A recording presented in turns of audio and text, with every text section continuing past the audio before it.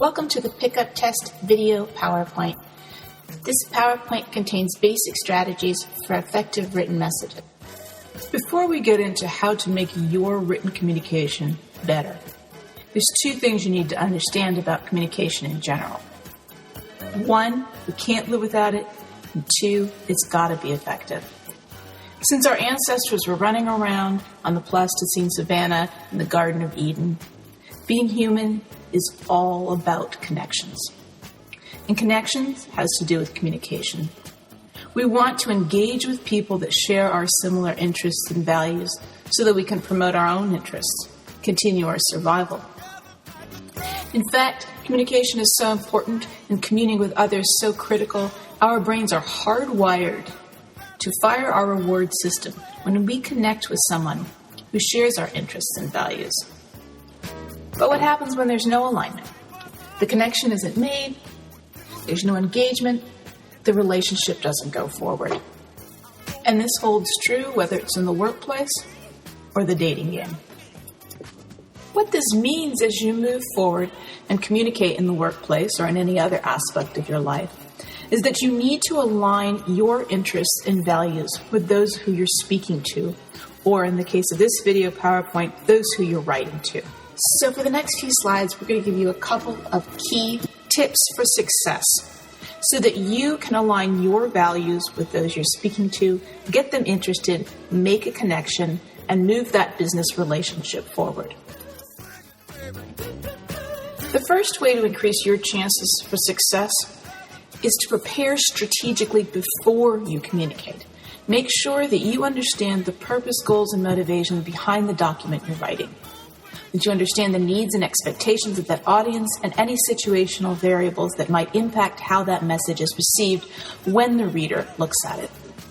You need to frame your document appropriately and forecast information so that your reader knows what to expect and what the document's about. To prepare effectively, we recommend that you get in touch with your inner ninja. Take some time to think about what it is you're doing, who you're writing to, and how to frame the message. The first step in doing this is deciding whether or not you are communicating to inform or persuade. In business, we are either informing someone in order to help them make a decision or persuading someone to accept our ideas, a product we're selling, or even our own skill sets. So determine whether you're informing or persuading, decide who you're sending the message to, and what you hope to accomplish. Actually write down what your goals and objectives are and what your ideal outcome is. Research shows that when we express our goals and objectives, we're more likely to achieve them. After you've done that, then think about your audience. Use this little table to help you know which questions to ask yourself as you move through your audience analysis. Essentially, you're trying to figure out who is this audience, what's their relationship to you, what are their needs and expectations, what information do they need to convince them or to make the decision, and then what kind of contextual or situational variables may impact the transmission of the message. You want to decide whether the audience is going to respond positively or negatively, and if they're going to be impacted favorably or unfavorably by the message. You ask yourself all of these questions about the audience in order to better understand how to frame, organize, format, and deliver your message. Finally, you want to think about the frame. Framing is a technique to influence judgment based on the positioning of information.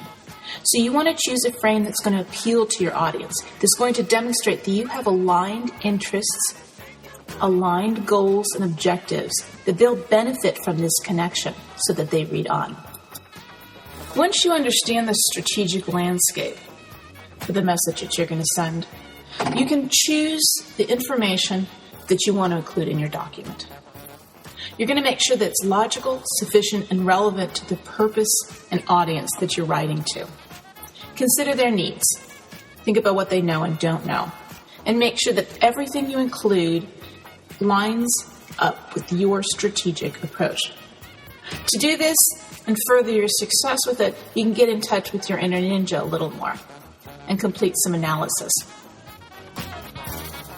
Analysis requires you to sort through data and information in order to identify and determine logical patterns and characteristics.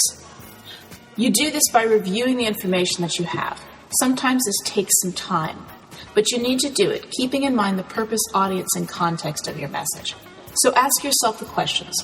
What information do I need to include in this message?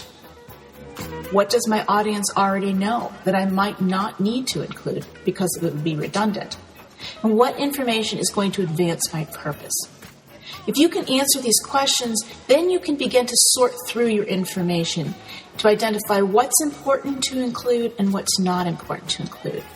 Once you've got a bunch of these facts and data together, you can begin to sort them. This helps you group them.